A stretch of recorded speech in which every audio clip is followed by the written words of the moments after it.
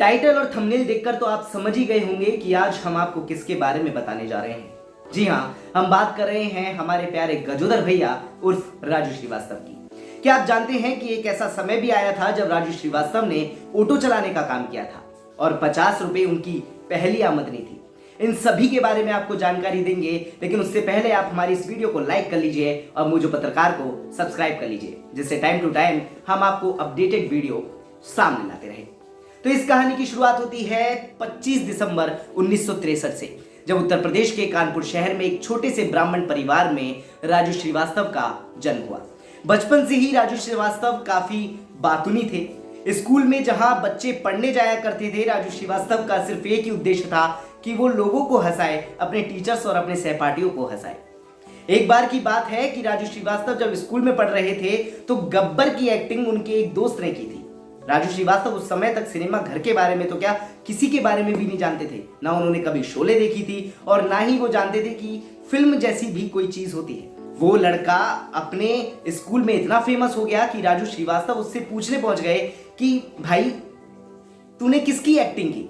उसने जब शोले के बारे में राजू श्रीवास्तव को बताया तो राजू श्रीवास्तव ने 4-4 रुपए इकट्ठा करना शुरू कर दिया। उस समय 4-4 आने में सिनेमा घर आप जा सकते थे, तो सिनेमा घर गए, शोले मूवी देखी। अमिताभ बच्चन की एक्टिंग से इतने प्रभावित हुए कि उन्होंने उनको अपने जीवन में उतार लिया और अमिताभ बच्चन राजू श्रीवास्तव के पहले आइडल बने और वही उनके जीवन और उनके करियर का आधार बने।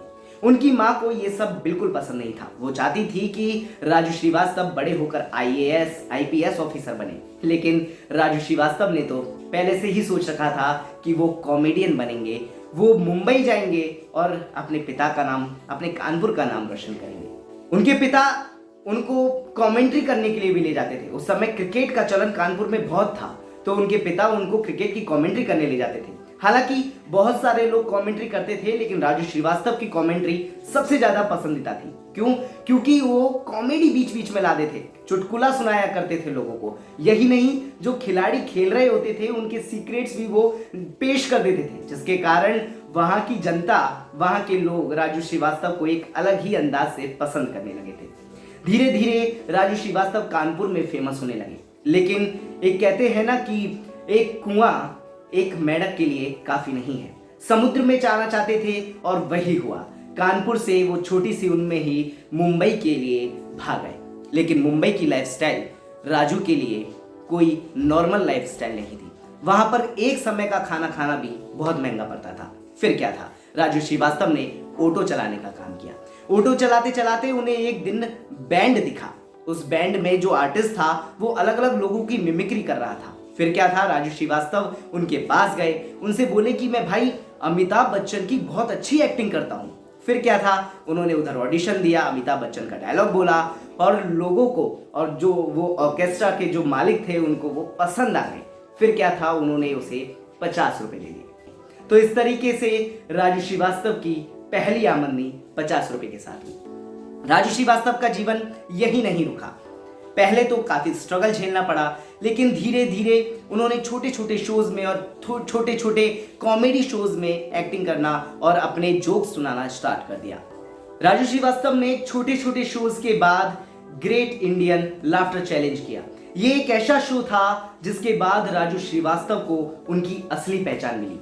हालांकि वो इस शो में दूसरे स्थान पर आए, लेकिन दुनिया उन्हें राजू श्रीवास्तव के नाम से पहचान चुकी थी। फिर क्या था, उन्होंने अपने जीवन में कभी भी पीछे मुड़कर नहीं देखा।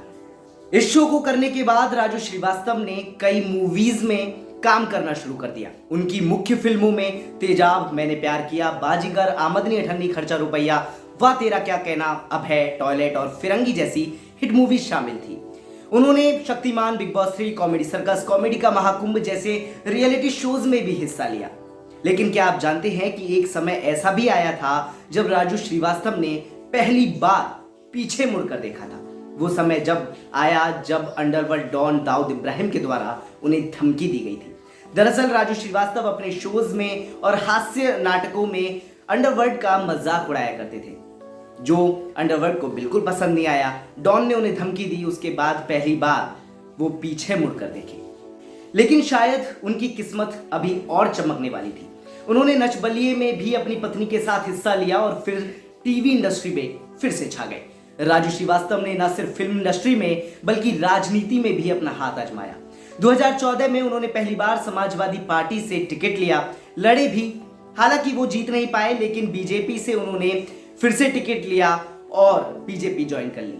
उनका फिर मकसद राजनीति में जीतना या हारना नहीं, सिर्फ लोगों की सेवा करना रहा। आज राजू श्रीवास्तव इस दुनिया में नहीं रहे, लेकिन उनकी हंसी ठिठोली और मजाकिया हरकत आज भी हर इंसान को हंसाने के लिए और उनकी याद दिलाने के लिए काफी है। अस्पताल में भर्ती होने से पहले उन्होंने अपनी एक वीडियो सोशल मीडिया पर अपलोड की थी, जिसमें उन्होंने यमराज के बारे में कुछ बातें कही थी। आप भी देखिए इस वीडियो को। नमस्कार। कुछ नहीं, बस बैठे हैं।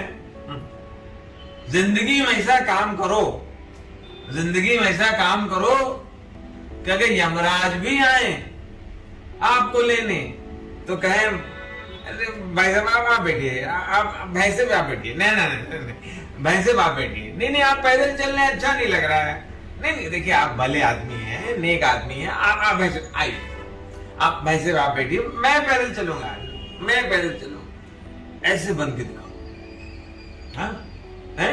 अरे चाची नमस्ते पाए लगी चाची। हाँ नहीं, ज्यादा बात कभी नहीं किया। यमराज की कोई बात किया बाद में आप देख लेना, उसमें मोबाइल पे देख लेना। हाँ चाय बन रही है, पप्पू पकौड़ी ले लो यार। शायद आज उनकी किस्मत को यही मंजूर था। 10 अगस्त को राजू श्रीवास्तव दिल्ली में कुछ नेताओं से मीटिंग करने के लिए रुके हुए थे। वहीं होटल के जिम में वर्कआउट कर रहे थे। ट्रेडमिल पर एक्सरसाइज करते करते अचानक से गिर गए। हॉस्पिटल में जब भर्ती कराया गया तब पता चला कि उन्हें हार्ट अटैक आया था।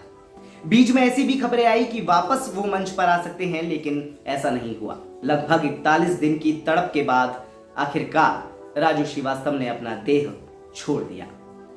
बहरहाल राजू श्रीवास्तव हम सभी को आज भी कहीं ना कहीं गुदगुदा रहे हैं और भविष्य में भी अपनी वीडियोस के माध्यम से गुदगुदाते रहेंगे। आपको हमारी ये वीडियो कैसी लगी जरूर बताइएगा। लाइक कीजिए, शेयर कीजिए। अलविदा गजोधर भैया। नमस्कार।